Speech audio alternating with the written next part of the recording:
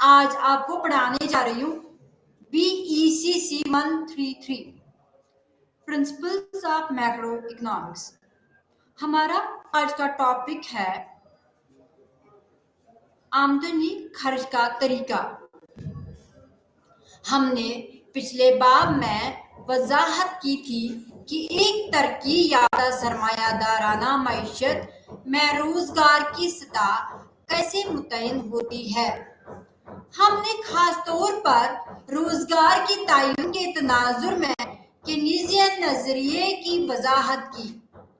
यहाँ ये नोट करना जरूरी है कि केनीजियन नजरिया सिर्फ कलील आमदनी तनाजुर में ही मुतल्लिका है, क्योंकि इस नजरिए में सरमाए की मिकदार, पैदावारी तकनीक, मजदूरों की कारकर्दगी, आबादी का हजम, कारोबारी तंजीमों की अकसाम को मुस्तकिल फर्ज किया गया है।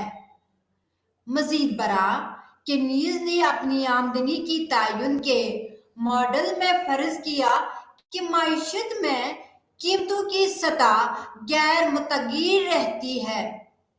लिहाजा केनीजियन नजरिया, जो कि कलील मुद्दती से मुतल्लिक है, में मुल्क की आमदनी की सतह मजदूरी के रोजगार की सतह में तब्दीली के नतीजे में तब्दील होगी। इस तरह आजाद मार्केट मईशत में जब टेक्नोलॉजी में कोई तब्दीली ना हो तो कलील मुद्दत में आमदनी रोजगार का एक फिक्शन होती है। हकीकत में आमदनी और रोजगार दोनों साथ साथ चलते हैं। जितनी ज्यादा रोजगार की सतह होगी उतनी ही ज्यादा आमदनी की सतह होगी, क्योंकि रोजगार की सतह मजमूई तलब और मजमूई रसद से मुतयन होती है। इसी तरह आमदनी की सतह भी मजमूई तलब और मजमूई रसद से मुतयन होती है। किस तरह कौमी आमदनी की तवाजुन की सतह मजमूई तलब और मजमूई रसद की तकाजा से मुतयन होती है। केनीजियन नजरिया आमदनी के तायुन के लिए मईशत में दो शोबों को फर्ज करके वजाहत की जा सकती है, यानी घरेलू शोबा और कारोबारी फर्में। केनीज ने कौमी आमदनी की तायुन के इस सादा दो शोबे वाले मॉडल पर तवज्जो मरकूज की और इस बुनियादी मॉडल से पॉलिसी की शकील के हवाले से नताइज अखज़ किए। कौमी आमदनी की तायुन के तजिए को बढ़ाकर हुकूमत और बैरूनी तिजारत को शामिल किया जा सकता है।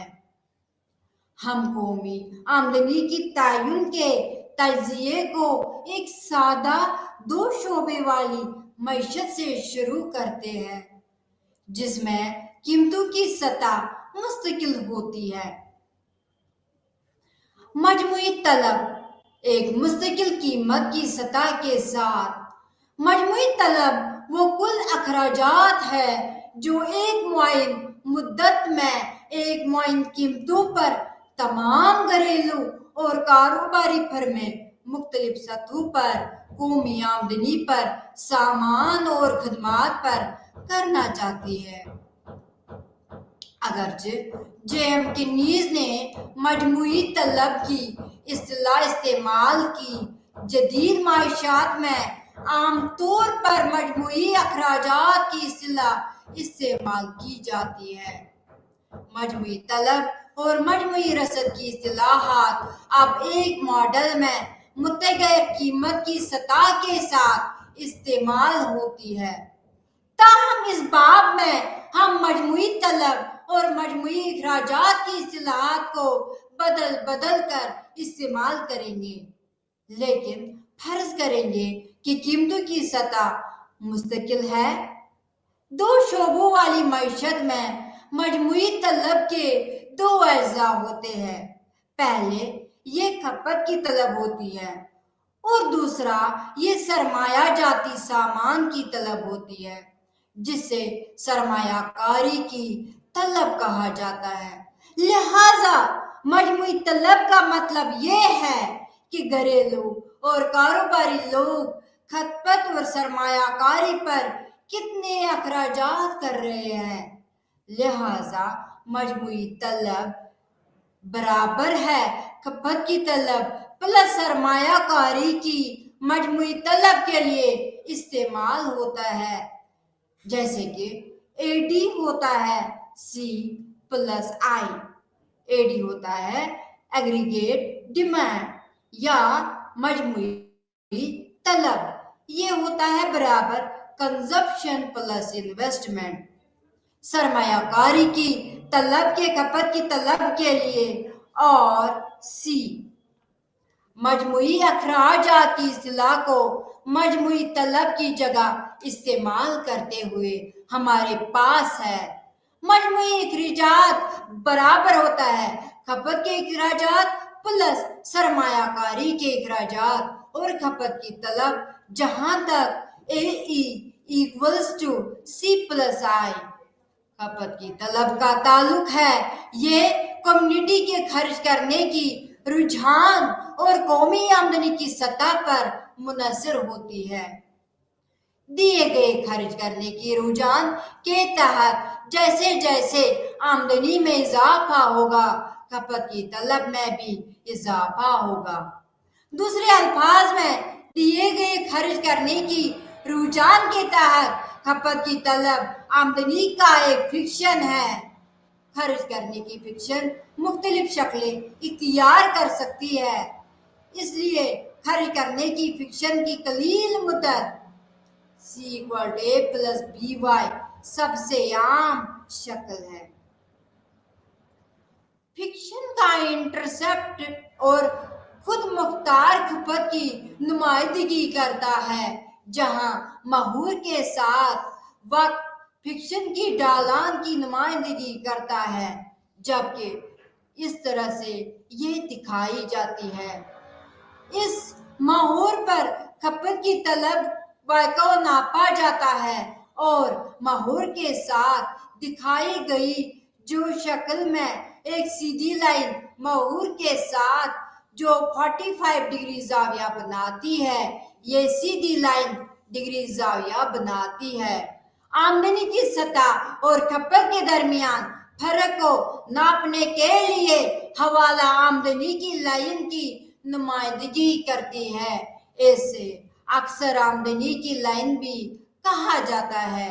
ये 45 डिग्री की लाइन पैसे की शक्ल में कौमी आमदनी की नुमाइंदगी करती है। हकीकत में कौमी पैदावार और कौमी आमदनी एक ही कंपनी दी गई है, जो कि सी चीजें हैं। इस शक्ल में एक और मुनहनी लकीर की नुमाइंदगी करती है। ये C = A + BY कम्युनिटी की खपत के फिक्शन खपत का फिक्शन दाएं से बाएं की तरफ ऊपर की तरफ झुक रहा है, जो जाहिर करता है कि जैसे जैसे आमदनी में इजाफा होता है, खपत की लाइन तलब की मिकदार में भी इजाफा होता है। चूंकि आमदनी की लाइन महूर के साथ 45 डिग्री जाविया बनाती है, खपत के फिक्शन की मुनहनी के दरमियान फासला कम्युनिटी की बचत की और आमदनी की लाइन नुमाइंदगी करता है। इसकी वजह यह है कि आमदनी का एक हिस्सा खर्च किया जाता है और एक हिस्सा बचाया जाता है, यानी कौमी आमदनी बराबर है खपत प्लस बचत। Y = C + S, that is दो टोटल इनकम हमारी बराबर होती है, वो कंजप्शन प्लस सेविंग होती है।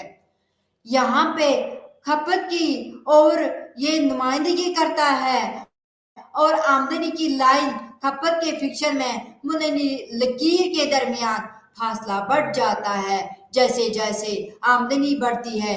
दूसरे अल्फाज में बचत का फैसला आमदनी के बढ़ने के साथ बढ़ता जाता है।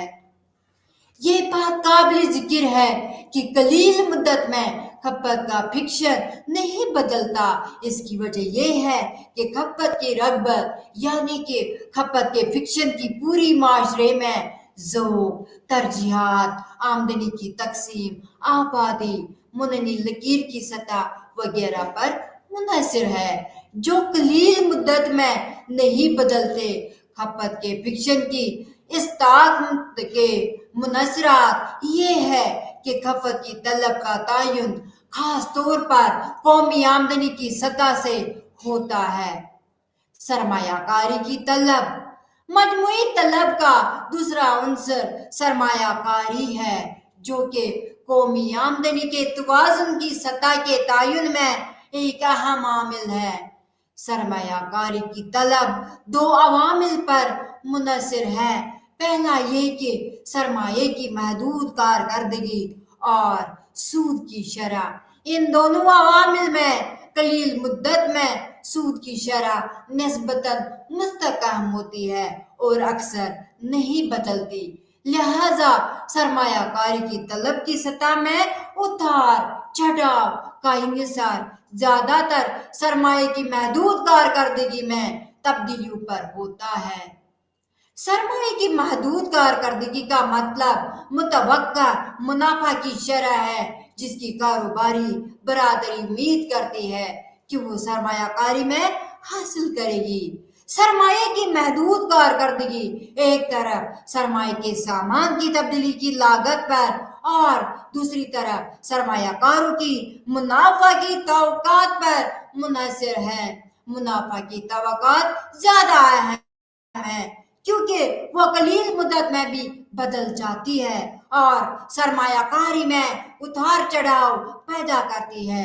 اگر قومی آمدنی اور روزگار کی سطح کو بڑھانا مطلوب ہو تو ایک ترقی یافتہ سرمایہ دارانہ معیشت میں ایسے اقدامات کیے جانے چاہیے جو سرمایہ داروں یعنی کاروباری اداروں کی سرمایہ کاری سے منافع کمانے کے بارے میں توقعات کو بڑھائیں۔ کسی بھی خاص سال میں سرمایہ کاری کی طلب کا ایک مخصوص سطح ہوگا جو جیسا کہ اوپر ذکر کیا گیا ہے سرمایہ کی مارجنل ایفیشنسی اور سود کی شرح سے متعین ہوتی ہے۔ دوسرے الفاظ میں ایک خاص سال میں آمدنی کی سطح سے آزاد ایک مخصوص سرمایہ کاری کی طلب ہوگی، لہذا کہ نیز معیشت کے نظریے میں آمدنی کے تعین کے لیے سرمایہ کاری کو آمدنی کا فکشن نہیں مانا جاتا۔ دوسرے الفاظ میں کینیز کے نظریے میں سرمایہ کاری کو خود مختار سمجھا جاتا ہے، یعنی سرمایہ کاری آمدنی کی سطح میں تبدیلی کے ساتھ تبدیل نہیں ہوتی۔ اس قسم کی سرمایہ کاری کو اس طرح سے دکھایا گیا ہے۔ یہ وہ مفروضہ ہے جو کینیز نے بنایا تھا اور اس باب میں ہم بھی اسی مفروضے پر عمل کریں گے۔ عملی طور پر جب آمدنی کی سطح بڑھتی ہے تو اشیاء کی طلب بھی بڑھتی ہے اور اس سے کاروباری اداروں کی منافع کمانے کے بارے میں توقعات پر مثبت اثر پڑے گا۔ منافع کی توقعات میں اضافہ سرمایے کی مارجنل ایفیشنسی کو بڑھائے گا، جس سے سرمایہ کاری کی سطح میں اضافہ ہوگا۔ لیکن یہ واضح ہے کہ سرمایہ کاری کی طلب براہ راست آمدنی پر منحصر نہیں ہوتی، یہ صرف آمدنی میں تبدیلی کے ذریعے بالواسطہ متاثر ہوتی ہے۔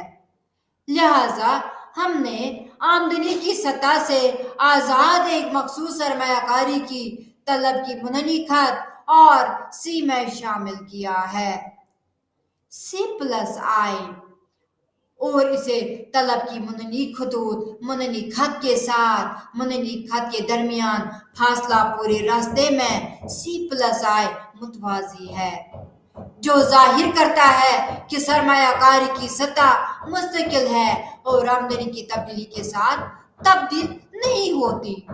جیسا کہ اوپر ذکر کیا گیا ہے، مختصر مدت میں آزاد منڈی کی معیشت، اس میں قومی آمدنی और रोजगार की सतह मजमूई तलब और मजमूई रसद के तवाजुन पर मुनहसर होती है।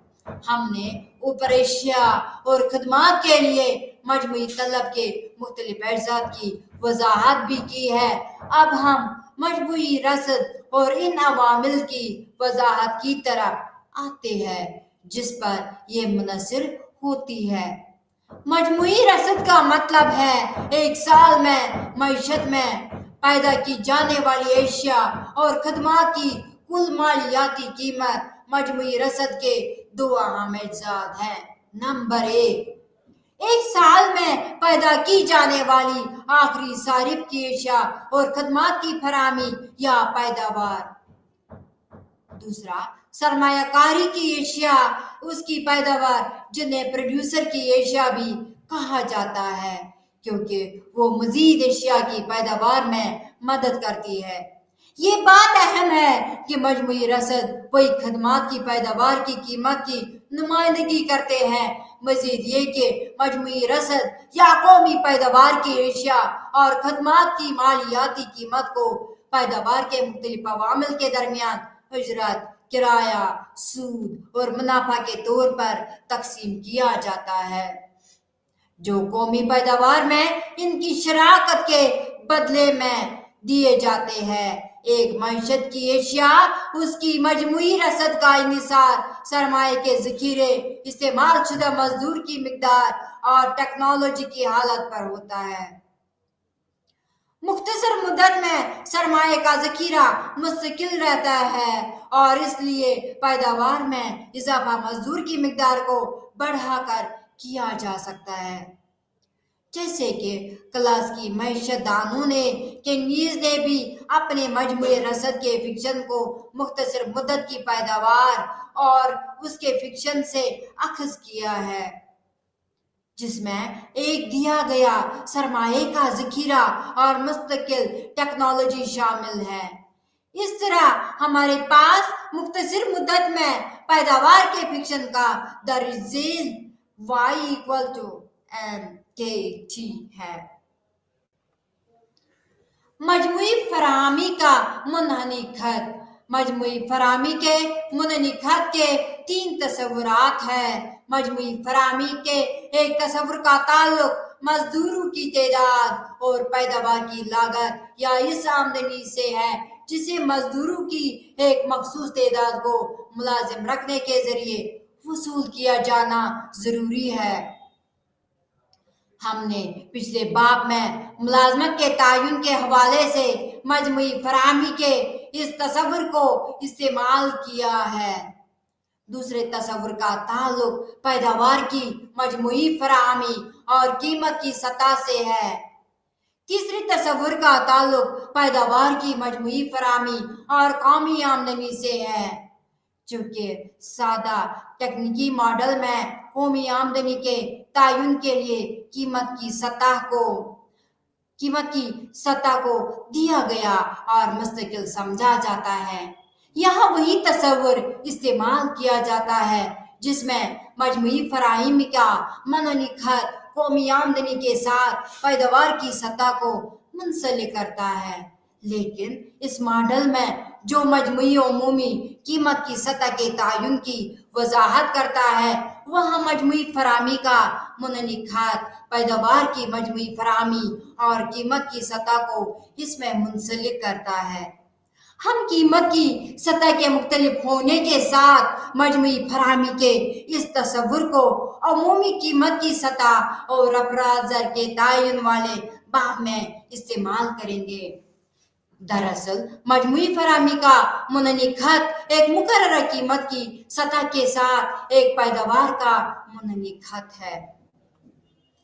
ये भी काबिल जिक्र है कि आमदनी और मुलाजमत के तायुन के तजिए को आसान बनाने के लिए हम फर्ज करते हैं कि पैदावार के फिक्शन की नौयत ऐसी है कि मजदूर की अवसत और हाशी पैदावार एक मखसूस हद तक मुस्तकिल रहती है। साथ ही अगर उजरत के शरह को जामिद या मुस्तकिल लिया जाए तो ज्यादा पैदावार की सूरत में औसत और हाशी लागत नहीं बदली गई। اور مارکیٹ میں فروخت کے لیے پیش کی جائے گی۔ مجموعی فراہمی کا لازمی عنصر جو ان تمام عوامل کی بنیاد پر ظاہر ہوتا ہے وہ یہ ہے کہ جیسے جیسے مجموعی طلب میں اضافہ ہوگا اسی قیمت کی سطح پر زیادہ پیداوار اور فراہم کی جائے گی۔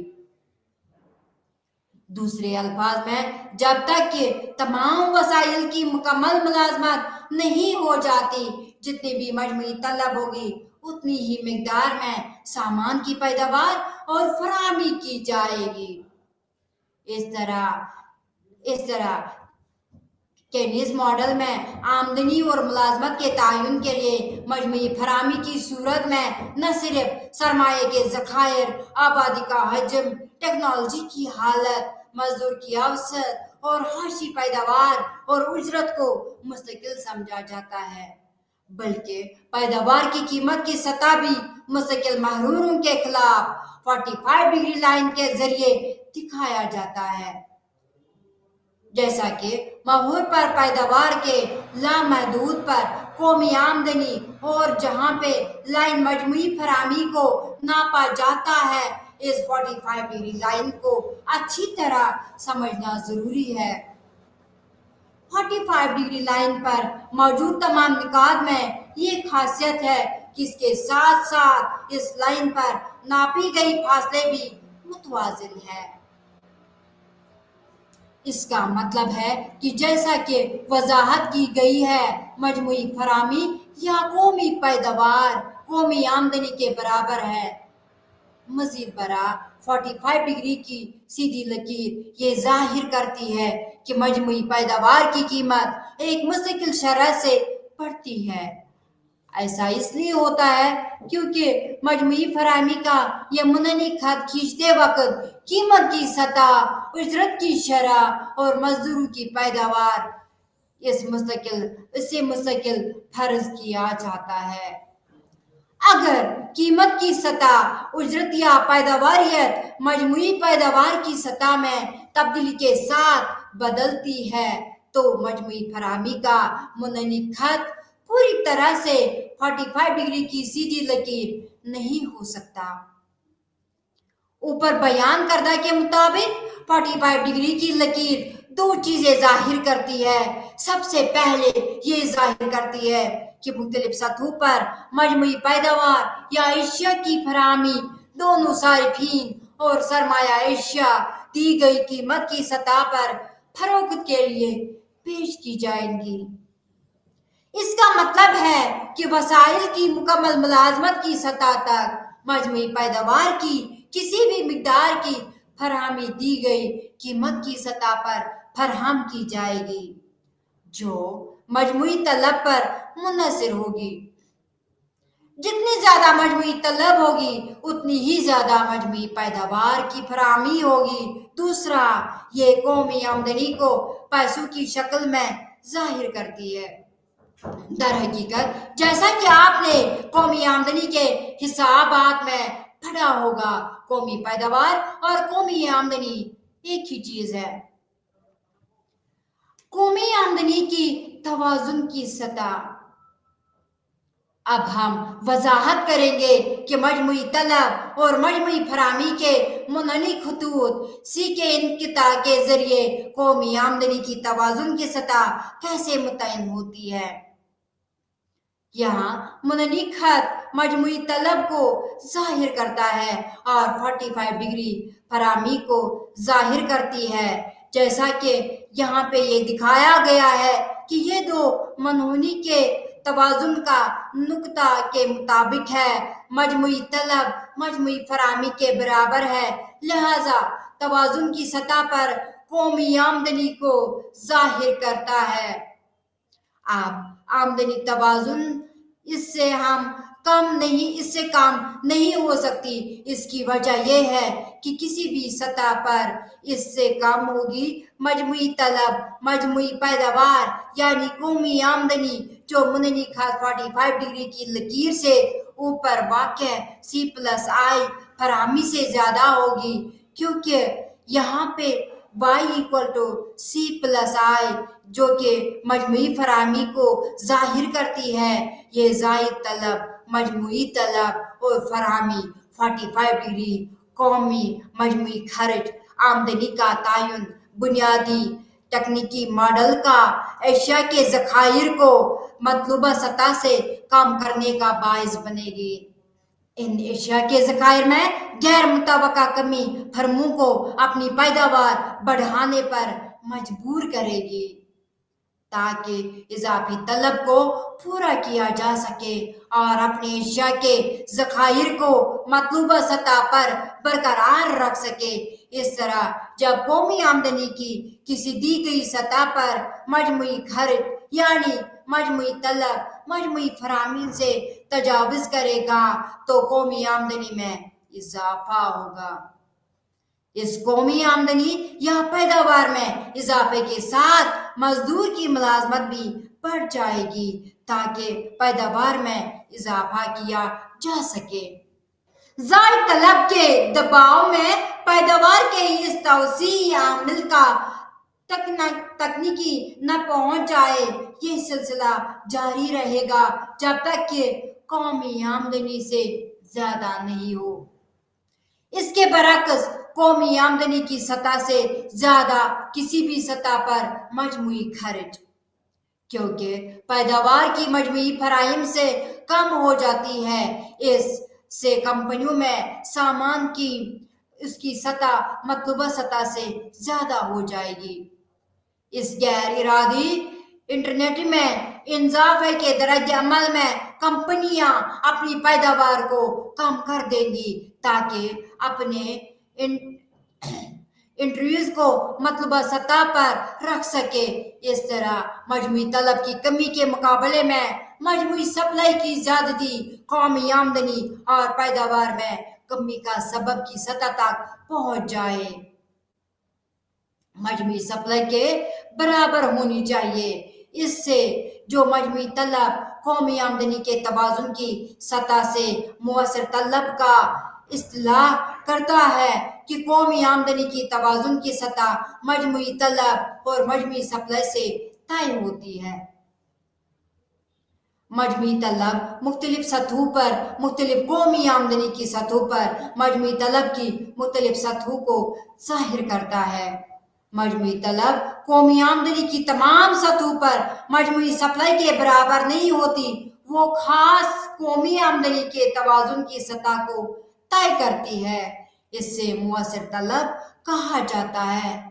دوسرے الفاظ میں مؤثر طلب وہ سطح ہے جو قومی آمدنی کے توازن کی سطح کو طے کرتی ہے کیونکہ یہ مجموعی سپلائی کے برابر ہوتی ہے۔ اس کو کینیز کا مؤثر طلب کا اصول کہا جاتا ہے۔ مجموعی طلب کے منحنی خط پر کئی دوسرے نکات موجود ہیں لیکن جو چیز مؤثر طلب کو ان تمام نکات سے ممتاز کرتی ہے وہ یہ ہے کہ وہ مکمل روزگار کو یقینی بنائے، لیکن کینیز نے ثابت کیا کہ ایسا نہیں اور اس وجہ سے آزاد منڈی کی سرمایہ دارانہ معیشتوں میں غیر ارادی کے روزگار کا مسئلہ عام تھا۔ توازن ضروری نہیں کہ مکمل روزگار کی سطح کینیز کی اپنی مشہور کتاب جنرل تھیوری آف ایمپلائمنٹ اس پر قائم ہے۔ انٹرسٹ اینڈ منی میں سب سے اہم بات یہ تھی کہ سرمایہ دارانہ معیشت میں ضروری نہیں کہ قومی آمدنی کی توازن کی سطح مکمل روزگار کی سطح پر برعکس تھا، جن کا ماننا تھا کہ معیشت ہمیشہ مکمل روزگار کی طرف مائل رہتی ہے۔ کینیز نے کلاسیکی اقتصادیات کے اس اہم تصور کی تردید کی۔ کینیز کے نقطہ نظر کو سمجھنے کے لیے دوبارہ اس پر غور کریں۔ فرض کریں کہ مکمل روزگار کی سطح اس کی قومی آمدنی کی سطح کے برابر ہے۔ اس طرح اور اس سطح کی آمدنی کی نمائندگی کرتا ہے جس پر معیشت میں مکمل روزگار ہوتا ہے، لیکن پر گیا ہے توازن کی سطح کی آمدنی اس پر قائم ہے اور بلکہ یہاں جہاں کچھ مزدور ہیں روزگاروں کے لہذا اس پر توازن کو سرمایہ کاری کے خرچ کی ناکافی ہونے کی وجہ سے کہا جاتا ہے۔ یہ بات قابل ذکر ہے کہ ایمپلائمنٹ ایکویلیبریم میں دکھائی گئی صورتحال میں توازن کی سطح قومی آمدنی پر مکمل روزگار کی سطح پر صرف اس وقت قائم ہوگی جب سرمایہ کار کی طلب اتنی زیادہ ہو کہ آمدنی اور خرچ کے درمیان کی بچت کے فرق کو پورا کر سکے۔ مکمل روزگار کی سطح کی آمدنی یہاں اس کے مطابق کمیونٹی کی بچت اور ایچ ہے، لہذا اگر توازن کو برابر ہونی چاہیے لیکن موجودہ سرمایہ کاری کی طلب صرف اس لیے برابر ہوتی ہے جو سرمایہ کاری کی سطح اور مننی کو استعمال کی سطح کے طور پر استعمال کیا جائے تو سی پلس آئی مننی مجموعی طلب کی سطح کی نمائندگی کرے گا۔ یہ مننی مجموعی فراہمی کی مننی اور پوائنٹ پر جو زیڈ پوائنٹ پر کاٹتا ہے اور اس لیے توازن کی سطح کی آمدنی کو اس کے برابر مقرر کرتا ہے جس پر مزدور مکمل روزگار پر ہوگا۔ لیکن اس بات کی کوئی ضمانت نہیں ہے کہ سرمایہ کاری کی طلب مکمل روزگار کی سطح کی آمدنی کے مطابق بچت کے فرق کے برابر ہوگی۔ اس کی مختلف وجوہات ہیں۔ پہلی بات، وہ لوگ جو بچت کرتے ہیں وہ لازمی نہیں کہ وہی سرمایہ کاری کریں، جبکہ عوام بچت کرتی ہے لیکن صرف چند افراد جو کہ سرمایہ کار طبقہ ہوتے ہیں سرمایہ کاری کرتے ہیں۔ دوسری بات، وہ عوامل جو بچت کا تعین کرتے ہیں وہ سرمایہ کاری کا تعین کرنے والے عوامل سے بالکل مختلف ہے۔ لوگ بچت اس لیے کرتے ہیں کہ وہ اپنے بچوں کی تعلیم، شادی اور ہنگامی حالت جیسے کہ بیماریاں اور بے روزگاری کے ادوار کے لیے انتظام کر سکے۔ وہ پائیدار اشیاء جیسے کہ مکانات، سونا اور زیورات حاصل کرنے کے لیے بھی بچت کرتے ہیں اور اپنے بڑھاپے کے لیے بھی کافی فنڈز جمع کرنے کے انحصار قلیل مدتی میں سرمایہ کی حاشی افادیت اور شرح سود پر ہوتا ہے اور طویل مدتی میں آبادی کی سطح اور تکنیکی ترقی پر ہوتا ہے۔ اس لیے یہ ضروری نہیں کہ سرمایہ کاری لوگوں کی مکمل روزگار کی سطح پر کی گئی بچت کے برابر ہو۔ اگر ناافق تبدیلیاں کاروباریوں کی منافع کی توقعات میں کمی کے ساتھ سرمایہ کاری کی سطح بھی کم ہوتی ہے اور نتیجتاً قومی آمدنی کی توازن کی سطح بھی کم ہو جاتی ہے۔ یہ بات بھی قابل ذکر ہے کہ اگر مجموعی تجاوز کیا جائے جیسا کہ ایگریگیٹ ڈیمانڈ یہاں پہ دکھایا گیا ہے تو اس کا مطلب ہوگا کہ معیشت اپنی پیداوار سے زیادہ خرچ اور طلب کر رہی ہے۔ اس کا نتیجہ اشیاء کی قیمتوں میں اضافے کی صورت میں نکلے گا۔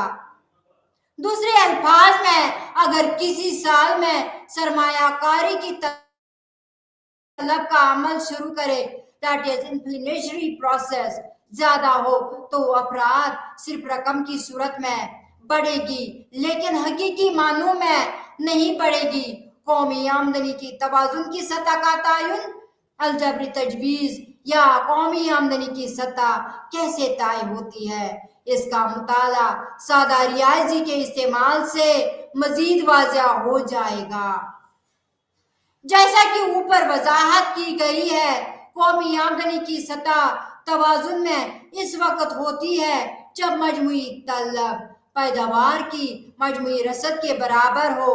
قومی آمدنی کے تعین کے ایگریگیٹ سپلائی سادہ ماڈل میں جہاں ہم حکومتی اخراجات اور ٹیکس کے اثرات اور برآمدات اور درآمدات کو منظر نہیں رکھتے، قومی آمدنی کھپت کی اس کا مجموعہ ہوتی ہے اور سرمایہ کاری کی طلب قومی آمدنی کی سطح کی نمائندگی جہاں Y=C+I یعنی کنزپشن پلس انویسٹمنٹ. فرض کریں کہ کھپت کی فکشن C=A+BY درج ذیل یہاں پہ دکھایا گیا ہے. کھپت کی فکشن میں انٹرسٹ ہے اور اس طرح خود مختار کھپت کی نمائندگی کرتا ہے. That is autonomous consumption expenditure جو کہ اخراجات بھی ہے جو آمدنی کے ساتھ تبدیل نہیں ہوتا. MPC marginal propensity to consume جو برابر ہوتا ہے change in the consumption with the change in the income. جیسے جیسے یہ اس رجحان کی نمائندگی کرتا ہے اور متحرک کھپت اس کی طلب خود مختار کھپت کا مجموعہ ہوتی ہے.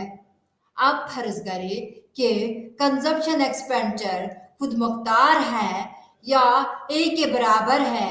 یہ سرمایہ کاری کی طلب کیونکہ یہ آمدنی پر منحصر نہیں ہے. اس طرح ہم توازن کی سطح کے تعین C=A+BY Y=C+I اس کے درج ذیل 3 مساوات حاصل کرتے ہیں. اب ان مساوات کی قیمتیں مساوات میں ڈال کر ہمیں حاصل ہوتا ہے Y=A+BY. وہ توازن کی سطح کی قومی آمدنی ظاہر کرتا ہے جب مجموعی طلب مجموعی رصد کے برابر ہو جاتی ہے. اس مساوات سے یہ بھی ظاہر ہوتا ہے کہ خود مختار کھپت اور خود مختار اتنے زیادہ اخراجات یا مجموعی طلب کو جنم دیتے ہیں جو کہ اشیاء اور خدمات کی پیداوار سے پیدا ہونے والی آمدنی کے برابر ہو جاتے ہیں. اس مساوات سے یہ بھی پتہ چلتا ہے کہ توازن کی سطح کی قیمت یہاں ملٹیپلائر دیا جا سکتا ہے جو کہ ملٹیپلائر کے برابر ہے. مزید برآں یہ بھی ظاہر ہوتا ہے کہ جب اخراجات کے رجحان کی مقدار زیادہ ہو تو توازن کی سطح اور خود مختار سرمایہ کاری کی آمدنی بھی زیادہ ہوتی ہے. قومی آمدنی کا تعین بچت سرمایہ کاری کا طریقہ. ہم نے دیکھا ہے کہ قومی آمدنی کی توازن کی سطح کل طلب اور کل رصد کے تعامل سے طے ہوتی ہے. قومی آمدنی کی توازن کی سطح اس مقام پر قائم ہوتی ہے جہاں کل طلب کل رصد کے برابر ہوتی ہے. لیکن قومی آمدنی کے تعین کی وضاحت کا ایک متبادل طریقہ موجود ہے. یہ متبادل طریقہ قومی آمدنی کے تعین کی وضاحت براہ راست متعین بچت اور سرمایہ کاری کے ذریعے کرتا ہے. قومی آمدنی کی توازن اس کی سطح کو مد نظر C+I کے برابر ہے. کل طلب کے مائل یہاں سرمایہ کاری سے زیادہ ہو تو بچت سرمایہ کاری سے، اگر آمدنی سے کم ہو تو سرمایہ کاری بچت سے زیادہ ہوگی، اور اگر آمدنی زیادہ ہوگی. یہ واضح ہے کہ متعین بچت اور سرمایہ کاری صرف توازن کی سطح پر ہی برابر ہے، اور جب متعین بچت اور سرمایہ کاری کے برابر نہیں ہوتی تو قومی آمدنی توازن میں نہیں ہوگی. آئیے دیکھتے ہیں کہ یہ کیوں ہے اور قومی آمدنی متعین بچت اور سرمایہ کاری کے ذریعے کیسے طے ہوتی ہے. جب کسی سطح پر قومی آمدنی کاروباری افراد کی طرف سے متعین سرمایہ کاری، یہ بیان قومی آمدنی کے تعین کو بچت اور سرمایہ کاری کے ذریعے سمجھاتا ہے. بچت کچھ پیسوں کو آمدنی کے دائرے سے نکالنے کی نمائندگی کرتی ہے جبکہ سرمایہ کاری پیسوں کو آمدنی کے دائرے میں ڈالنے کی نمائندگی کرتی ہے. اگر متوقع سرمایہ کاری متوقع بچت سے زیادہ ہے تو اس کا مطلب ہے کہ زیادہ پیسہ آمدنی کے دائرے میں ڈالا گیا ہے، جس کے نتیجے میں قومی آمدنی میں اضافہ ہوگا۔ اس کے برعکس اگر سرمایہ کاری متوقع بچت سے کم ہے تو کم پیسہ آمدنی کی دائرے میں ڈالا گیا ہے، جس کے نتیجے میں قومی آمدنی کم ہو جائے گی۔ لیکن جب سرمایہ کاری بالکل بچت کے برابر ہوگی تو اس کا مطلب ہے کہ جتنا پیسہ آمدنی کی دائرے میں ڈالا گیا ہے اتنا ہی نکالا بھی گیا ہے، اور قومی آمدنی نہ تو بڑھے گی اور نہ کم ہوگی، بلکہ جہاں متوقع سرمایہ کاری متوقع بچت کے برابر ہوگی۔ اس تصور کو یہاں پہ واضح کیا گیا ہے۔ یہاں قومی آمدنی بچت کا منحنی خط ہے جو مختلف سطحوں پر دکھائی گئی ہے۔ منحنی خط سرمایہ کاری کی طلب بچت کی نمائندگی کرتا ہے، جبکہ مہر کے متوازی سرمایہ کاری کا منحنی خط کو ظاہر کرتا ہے، جو اس مفروضے پر مبنی ہے کہ کسی بھی سال میں سرمایہ کار ایک خاص رقم کی سرمایہ کاری کرنا چاہتے ہیں۔ یہاں پہ اس کے برعکس آمدنی کی سطح ہونے پر متوقع سرمایہ کاری متوقع بچت سے کم ہوتی ہے۔ اگر متوقع سرمایہ کاری متوقع بچت سے کم ہو تو اس کے نتیجے میں آمدنی کم ہو جائے گی، آمدنی میں کمی جاری رہے گی جب تک کہ اس سطح پر متوقع برابر نہ ہو جائے۔ سرمایہ کاری اور متوقع بچت برابر ہوتی ہے، اس لیے نہ آمدنی بڑھنے کی رجحان ہوتا ہے اور نہ کم ہونے کا، لہذا قومی آمدنی پر تعین کی جاتی ہے۔ اس طرح یہ واضح ہے کہ قومی آمدنی سرمایہ کاری اور بچت کے ذریعے تعین کی جاتی ہے۔ دو طریقوں کے مابین ہم آہنگی میں آمدنی کے تعین کی وضاحت دو طریقوں سے کی گئی ہے۔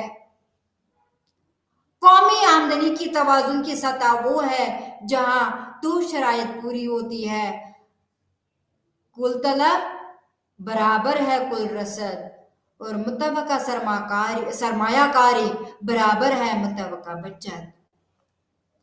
جیسا کہ اوپر وضاحت کی گئی ہے، کل طلب اور کل رسد کے مابین برابری اور متوقع سرمایہ کاری اور متوقع بچت کے مابین برابری حقیقت میں کہ بچت کا منحنی خط سے اخذ کیا گیا ہے اور مختلف آمدنی کی سطح پر افعال کے معنی آمدنی اور خرچ کے درمیان فرق کو ماپتا ہے۔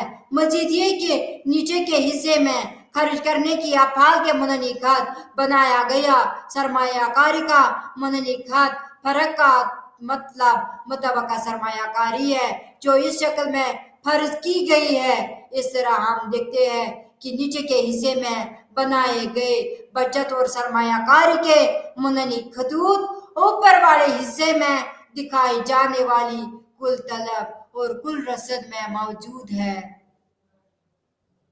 یہی وجہ ہے کہ متوقع بچت اور متوقع سرمایہ کاری کی اس سطح کو متعین کرتے ہیں، جو منحنی خطوط بھی قومی آمدنی اور کل رسد کے برابر کے ذریعے تعین کی جاتی ہے۔ کل طلب بچت سرمایہ کاری کے طریقے کا الجبری تجزیہ یہی کہ قومی آمدنی کی سطح متوقع بچت اور متوقع سرمایہ کاری کی برابری کے ذریعے متعین ہوتی ہے۔ وہ توازن کی حالت سے اخذ کی جا سکتی ہے جہاں آمدنی مؤثر طلب کے برابر خرچ ہماری سادہ معیشت میں کل طلب Y=AD ہوتی ہے، یعنی AD کرنے کے اخراجات اور سرمایہ کاری کے اخراجات کا مجموعہ ہے، لہذا Y برابر ہے C+I۔ ہم بچت سرمایہ کاری کے نقطۂ نظر کو مزید بڑھا سکتے ہیں تاکہ قومی آمدنی کا تعین خود مختار عوامل کے ضرب کے طور پر دکھایا جا سکے۔ چونکہ سرمایہ کاری قومی آمدنی کی نسبت خود مختار سمجھی جاتی ہے، اس کا مقدار ایک طے شدہ مقدار ہے جو خارجی طور پر متعین، اور یہاں پہ اس لیے ہمارے پاس بچت کا فکشن جو کہ کھپت کے فکشن سے اخذ کیا جا سکتا ہے۔ معیشت میں بچت اور سرمایہ کاری کے درمیان تعلق ایک اہم نقطہ نظر ہے۔ تاریخ میں بہت سے ماہرین اقتصادیات کا خیال تھا کہ بچت اور سرمایہ کاری عام طور پر برابر نہیں ہوتی، بلکہ صرف اس وقت برابر ہوتی ہے جب معیشت توازن میں ہو۔ انہوں نے کہا کہ سود کی شرح میں تبدیلی اس برابری کو لاتی ہے۔ تاہم جیم کینیز نے اپنی کتاب general theory of employment, interest and money میں یہ تجویز کیا کہ بچت اور سرمایہ کاری ہمیشہ برابر ہوتی ہے۔ اس نے اس بات پر وسیع بحث چھیڑ دی کہ آیا بچت اور سرمایہ کاری ہمیشہ برابر ہے یا عموماً غیر برابر ہے۔ جدید ماہرین اقتصادیات اب بچت اور سرمایہ کاری کے تعلق کو دو مختلف طریقوں سے سمجھتے ہیں۔ توازن کا نقطۂ نظر: بچت اور سرمایہ کاری ہمیشہ برابر ہوتی ہے، چاہیے معیشت توازن میں ہو یا نہ ہو۔ غیر توازن کا نقطۂ نظر: بچت اور سرمایہ کاری صرف اس وقت برابر ہوتی ہے جب معیشت توازن میں ہو، بصورت دیگر یہ غیر برابر ہو سکتی ہے۔ سرمایہ کاری کا مطلب ہے کہ سرمایہ کے اسٹاک میں اضافہ، جس میں نئی مشین، خام مال، عمارتیں اور آلات شامل ہیں۔ یہ ایک فلو کی اصطلاح ہے، یعنی ایک مدت کے دوران ماپی جاتی ہے اور سرمایہ کے اسٹاک میں خالص اضافہ کی نمائندگی کرتی ہے۔ بچت وہ حصہ ہے جو آمدنی پر خرچ نہیں کیا جاتا اور آمدنی اور کھپت کی خرچ کے درمیان فرق کے طور پر حساب کی جاتی ہے۔ سرمایہ کاری کا خرچ کھپت کے خرچ میں شامل نہیں ہوتا، بلکہ یہ بچت کا حصہ ہوتا ہے۔ مثال کے طور پر اگر کسی کسان کی آمدنی 10,000 روپے ہے، جس میں سے 6,000 روپے کھپت پر خرچ ہوتے ہیں اور 2,000 روپے سرمایہ کاری پر خرچ ہوتے ہیں، جیسے بنیادی ڈھانچے کی تعمیر، تو بچت 4,000 روپے ہوگی۔ اس لیے اس کے نظریے کو بیان کرتا ہے کہ نیز یہ پیراگراف کہ نیز بچت اور سرمایہ کاری ہمیشہ مساوی ہوتی ہے۔ اس نے یہ ثابت کیا کہ بچت اور سرمایہ کاری ہمیشہ مساوی ہوتے ہیں، چاہیے وہ مختلف لوگوں اور مقاصد کے لیے کی جاتی ہے۔ بچت اور سرمایہ کاری کی یہ مساوات اس طرح بیان کی جا سکتی ہے: ملک کی آمدنی دو طریقوں سے حاصل کی جاتی ہے: صارفین کی اشیاء اور خدمات پیدا کر کے، سرمایہ کاری کی اشیاء پیدا کر کے۔ قومی آمدنی میں صارفین کی اشیاء اور خدمات کی قیمت اور سرمایہ کاری کی اشیاء کی قیمت شامل ہوتی ہے۔ اس کو اس طرح ظاہر کیا جاتا ہے: Y-C ملکی آمدنی برابر ہے کھپت پلس سرمایہ کاری کھپت اور قومی آمدنی، جہاں دوسری طرف قومی آمدنی کے خرچ کرنے کے پہلو پر قومی آمدنی کو مکمل طور پر کھپت پر خرچ کیا جا سکتا ہے، لیکن عام طور پر ایسا نہیں ہوتا۔ حقیقت میں کل آمدنی کا کچھ حصہ کھپت پر خرچ ہوتا ہے اور باقی بچت ہوتی ہے۔ اس سے ہمیں درج ذیل مساوات ملتی ہے: ملک کی آمدنی برابر ہے Y-C برابر ہے S کھپت پلس بچت۔ یہ دونوں مساواتوں نمبر 1 اور نمبر 2 میں واضح ہے کہ قومی آمدنی کھپت اور سرمایہ کاری کا مجموعہ ہے اور کھپت اور بچت کا مجموعہ بھی ہے۔ اس سے یہ نتیجہ نکلتا ہے کہ کھپت پلس بچت برابر ہے کھپت پلس سرمایہ کار، یعنی بچت برابر ہے سرمایہ کار۔ اس تفصیل سے یہ ثابت ہوتا ہے کہ بچت اور سرمایہ کاری ہمیشہ ایک دوسرے کے برابر ہوتے ہیں، کیونکہ بچت وہ حصہ ہے جو کھپت پر خرچ نہیں ہوتا اور سرمایہ کاری وہ حصہ ہے جو کنزمپشن کے علاوہ پیدا کیا جاتا ہے۔ ان معنوں میں ایکسپوزٹ اس طرح عملی یا بچت اور سرمایہ کاری تعریف کے متعلق ہمیشہ برابر ہوتی ہے۔ میکرو اکنامکس میں بچت اور سرمایہ کاری کا مطلب فرد کی بچت اور سرمایہ کاری سے نہیں ہے، بلکہ پورے معاشرے یا ملک کی بچت اور سرمایہ کاری سے ہے۔ فرد کی بچت اور سرمایہ کاری مختلف ہو سکتی ہے، لیکن حقیقت میں ملک کی بچت ہمیشہ سرمایہ کاری کے برابر ہوتی ہے۔ اب سوال یہ پیدا ہوتا ہے کہ حقیقت میں بچت اور سرمایہ کاری ہمیشہ کیوں برابر ہوتی ہے؟ مثلاً جب کاروباری افراد کم سرمایہ کاری کا سرمایہ ایکسپوزٹ ارادہ کرتے ہیں تو حقیقی کاری کیسے بچت کے برابر ہو جاتی ہے؟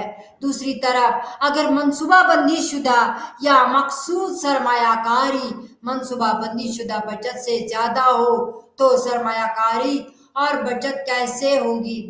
حقیقی برابر ہو جاتی ہے۔ اس سلسلے میں کینیز کے مطابق جدید ماہرین اقتصادیات سرمایہ کاری میں منصوبہ بند یا غیر ارادی ذخیرہ سرمایہ کاری کی تبدیلیاں ہی ہے جو کسی بھی وقت میں حقیقی سرمایہ کاری اور بچت کو برابر کرتی ہے۔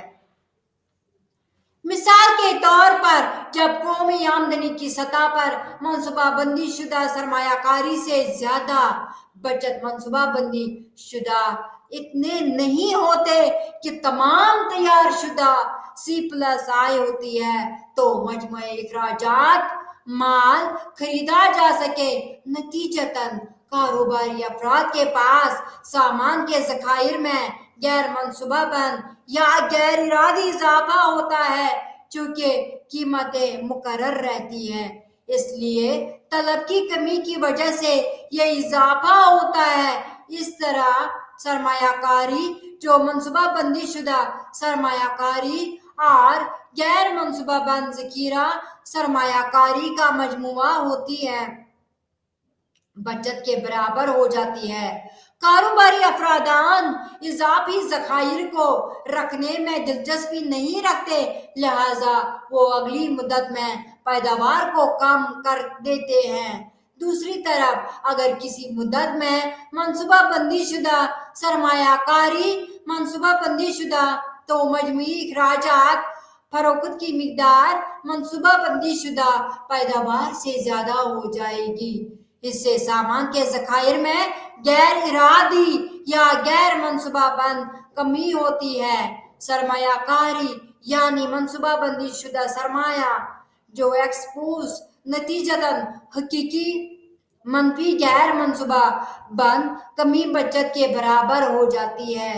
یہ غیر منصوبہ بند کمی کاروباری افراد کو پیداوار بڑھانے اور قومی آمدنی کی سطح کو بلند کرنے پر مجبور کرتی ہے۔ اس طرح حقیقت میں بچت سرمایہ کاری ہمیشہ برابر ہوتی ہے۔ منصوبہ بندی شدہ بچت اور سرمایہ کاری صرف توازن کی حالت میں برابر ہوتی ہیں، جیسے کہ ایکویلیبریم۔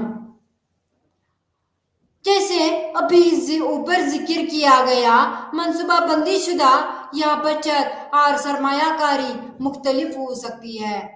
دراصل منصوبہ بچت اور سرمایہ کاری عموماً ایک بندی شدہ یا دوسرے کے برابر نہیں ہوتی۔ اس کی وجہ یہ ہے کہ بچت عام عوام کے مختلف طبقات جبکہ سرمایہ کاری کاروباری طبقے کی طرف سے کی جاتی ہے اور عام طور پر سرمایہ کی حاشیہ تاثیر اور شرح سود پر منحصر ہوتی ہے۔ बचत और सरमाया कारी मनसूबा बंदी शुदा या अमूमन एक दूसरे से मुख्तलिफ होती है, लेकिन आमदनी की बचत और सरमाया की सतह में तब्दीली के जरिए बचत और सरमाया में इसके बराबर होने का रुझान होता है। जब किसी साल में मनसूबाबंदी शुदा सरमायाकारी मनसूबाबंदी शुदा बचत से ज्यादा हो तो आमदनी की सतह बढ़ती है।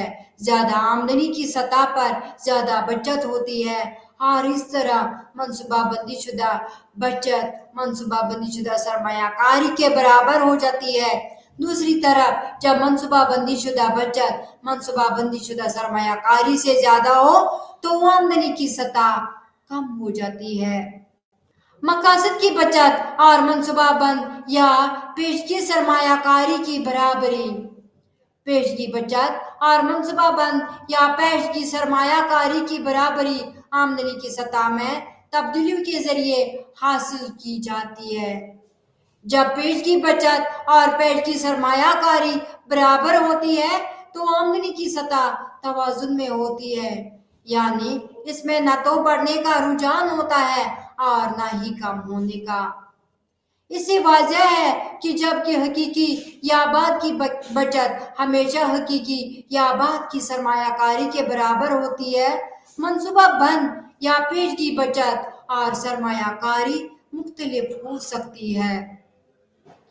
मनसूबाबंद या पेशगी बचत और सरमायाकारी में सिर्फ तवाज़ुन की सतह पर बराबरी होती है। ये बात आसानी से समझ में आती है कि मनसूबाबंद या मतलूबा बचत सिर्फ तवाज़ुन की सतह पर ही मतलूबा सरमायाकारी के बराबर होती है। सरमायाकारी आमदनी की मौजूदा सतह पर मुनहसर नहीं है, यानी ये मौजूदा आमदनी की सतह के अलावा दीगर अवामिल पर मुनहसर है। लिहाजा आमदनी की तवाज़ुन की सतह अगर आमदनी की सतह है इससे वाज़ेह है, जबकि मतलूबा बचत सरमायाकारी आमदनी की सतह पर मतलूबा सरमायाकारी मतलूबा बचत से ज़्यादा है। इसके नतीजे में आमदनी की सतह बढ़ेगी और ज़्यादा बचत होगी।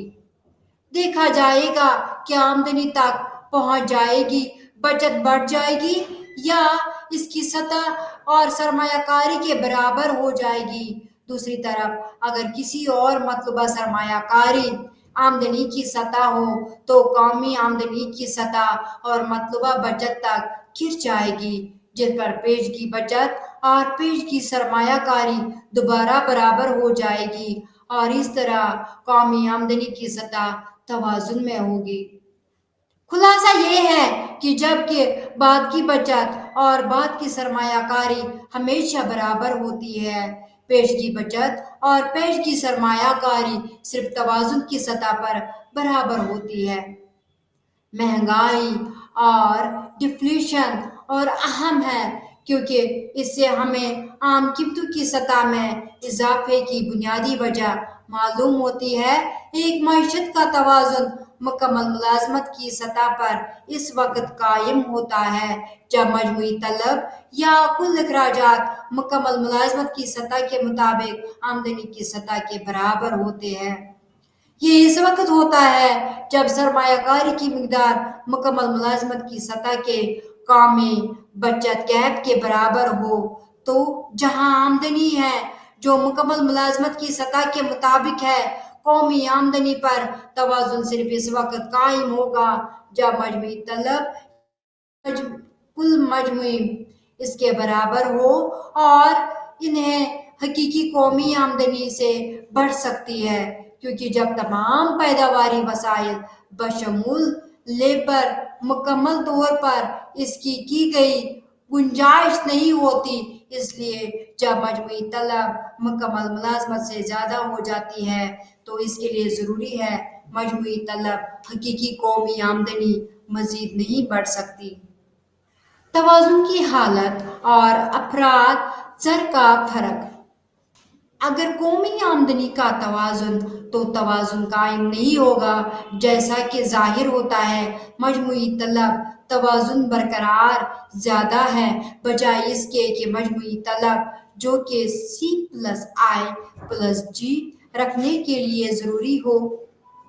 لہٰذا جب مجموعی طلب کے اضافے سے حاصل ہوتی ہے، مجموعی طلب کے منحنی اخراجات پر قائم نہیں ہوگا جو کہ مکمل خطوط پر شامل کی جائے، تو توازن ملازمت کی سطح پر قومی آمدنی کو ظاہر کرتا ہے۔